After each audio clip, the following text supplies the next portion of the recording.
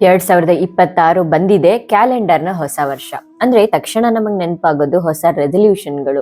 ಈ ವಿಚಾರಕ್ಕೆ ಸಂಬಂಧಪಟ್ಟಂತೆ ಒಂದು ಚಿಕ್ಕ ಕತೆ ನೆನಪಾಯ್ತು. ಒಮ್ಮೆ 4 ಜನ ಗೆಳೆಯರು ಒಟ್ಟಿಗೆ ಮಾತನಾಡ್ತಿರ್ತಾರೆ. ಹೊಸ ವರ್ಷ ಬರ್ತಾ ಇದೆ, ಈ ವರ್ಷ ನಾವೆಲ್ಲರೂ ಹೊಸ ಸಂಕಲ್ಪಗಳನ್ನ ತೆಗೆದುಕೊಳ್ಳೋಣ ಅಂತ. ಅದ್ರಲ್ಲಿ 3 ಗೆಳೆಯರು ಒಂದೊಂದಾಗಿ ಹೇಳ್ತಾರೆ, ಈ ವರ್ಷ ನನ್ನ ವ್ಯರ್ಥ ಖರ್ಚುಗಳ ಮೇಲೆ ಕಂಟ್ರೋಲ್ ಇಡ್ತೀನಿ, ಪ್ರಾಪರ್ ಡಯಟ್ ಫಾಲೋ ಮಾಡ್ತೀನಿ, ಬ್ರಾಹ್ಮಿ ಮುಹೂರ್ತದಲ್ಲಿ ಎದ್ದೇಳ್ತೀನಿ, ಯೋಗ ಮಾಡ್ತೀನಿ, ಸ್ಕ್ರೀನ್ ಟೈಮ್ನ ಕಡಿಮೆ ಮಾಡ್ತೀನಿ, ನಮ್ಮನ್ನ ನಾವು ಸಂಪೂರ್ಣವಾಗಿ ಬದಲಾಯಿಸ್ಕೊಳ್ಳೋಣ. ಹೀಗೆ ದೊಡ್ಡ ದೊಡ್ಡ ನಿರ್ಧಾರಗಳನ್ನ ತೆಗೆದುಕೊಂಡು 4ನೆಯ ಗೆಳೆಯನನ್ನ ಕೇಳ್ತಾರೆ, ಈ ವರ್ಷ ನೀನೇನ್ ಮಾಡ್ತೀಯಾ ಅಂತ.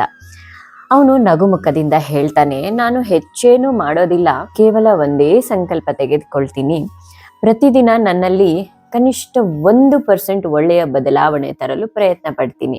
ಇದನ್ನ ಕೇಳಿದ ಆ 3 ಗೆಳೆಯರು ಜೋರಾಗಿ ನಗ್ತಾರೆ. ನಾವು ನಮ್ಮ ದೊಡ್ಡ ದೊಡ್ಡ ಸಂಕಲ್ಪಗಳ ಜೊತೆಗೆ ಕೆಲವೇ ದಿನಗಳಲ್ಲಿ ತುಂಬಾ ಮುಂದೆ ಹೋಗ್ತೀವಿ, ನೀನು ಈ 1% ಯೋಚನೆಯಲ್ಲೇ ಇಲ್ಲೇ ಉಳಿದು ಬಿಡ್ತೀಯ, ಇದು ವ್ಯರ್ಥ ಅಂತ ಹೇಳ್ತಾರೆ.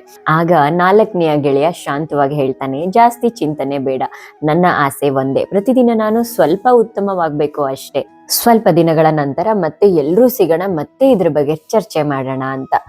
ಕೆಲವು ತಿಂಗಳು ಕಳೆದ್ಮೇಲೆ ಮತ್ತೆ ಆ 4 ಜನ ಒಂದೇ ಕಡೆ ಸೇರ್ತಾರೆ. ಈ ವರ್ಷ ಯಾರು ಏನ್ ಮಾಡಿದ್ರು ಅನ್ನೋದನ್ನ ಚರ್ಚೆ ಮಾಡ್ತಾರೆ. ಆ 3 ಗೆಳೆಯರು ದೊಡ್ಡ ದೊಡ್ಡ ಸಂಕಲ್ಪಗಳನ್ನ ತೆಗೆದುಕೊಂಡಿದ್ದರು. ಕೆಲವೇ ದಿನಗಳಲ್ಲಿ ಎಲ್ಲವನ್ನ ಬಿಟ್ಟು ಮತ್ತೆ ಹಳೆಯ ದಿನಚರಿಯಲ್ಲೇ ತಮ್ಮ ಜೀವನವನ್ನ ಮುಂದುವರಿಸ್ತಿರ್ತಾರೆ. ಆದ್ರೆ 4ನೆಯ ಗೆಳೆಯ ಪ್ರತಿದಿನ 1% ಮಾತ್ರ ಬದಲಾವಣೆ ತರ್ತೀನಿ ಅಂತ ನಿರ್ಧಾರ ಮಾಡ್ಕೊಂಡವನು ಮಿಕ್ಕ 3 ಜನರಿಗಿಂತ ತುಂಬಾ ಮುಂದೆ ಹೋಗ್ಬಿಟ್ಟಿರ್ತಾನೆ. ಆಗ ಎಲ್ರಿಗೂ ಅರ್ಥವಾಗುತ್ತೆ, ಯಶಸ್ಸು ಅನ್ನೋದು ದೊಡ್ಡ ದೊಡ್ಡ ಚಾಲೆಂಜ್ಗಳನ್ನ, ಸಂಕಲ್ಪಗಳನ್ನ ಹಾಕಿಕೊಳ್ಳೋದ್ರಿಂದ ಸಿಗೋದಿಲ್ಲ, ಬದಲಿಗೆ ಚಿಕ್ಕ ಚಿಕ್ಕ ಹೆಜ್ಜೆಗಳನ್ನ ಪ್ರತಿದಿನ ದೃಢವಾಗಿ ನಮ್ಮ ಸುಧಾರಣೆಯತ್ತ ಇಡುವುದರಲ್ಲಿ ಸಿಗುತ್ತೆ. ಹಾಗಾಗಿ ನಾವು ಅರ್ಥ ಮಾಡ್ಕೊಳ್ಬೇಕು, ಒಂದೇ ಬಾರಿ ಎಲ್ಲವನ್ನ ಬದಲಾಯಿಸ್ಬೇಕು ಅನ್ನೋ ಒತ್ತಡ ಮತ್ತೆ ದೊಡ್ಡ ನಿರ್ಧಾರಗಳ ಭಾರ ಅನೇಕ ಬಾರಿ ನಮಗೆ ಸೋಲನ್ನೇ ತೋರಿಸುತ್ತವೆ. ಅದಕ್ಕಾಗಿ ಅತಿಯಾದ ಸ್ಟ್ರೆಸ್ ಬೇಡ, ಚಿಕ್ಕ ಚಿಕ್ಕ ಹೆಜ್ಜೆಗಳನ್ನ ಸುಧಾರಣೆಯತ್ತ ಇಡ್ತಾ ನಮ್ಮಲ್ಲಿ ನಿಧಾನವಾಗಿ ಪಾಸಿಟಿವ್ ಬದಲಾವಣೆಗಳನ್ನ ತರ್ತಾ ಹೋದ್ರೆ ಯಶಸ್ಸು ಅನ್ನೋದು ತಾನಾಗಿಯೇ ನಮ್ಮ ಕೈ ಹಿಡಿಯುತ್ತೆ. ಹರೇ ಕೃಷ್ಣ.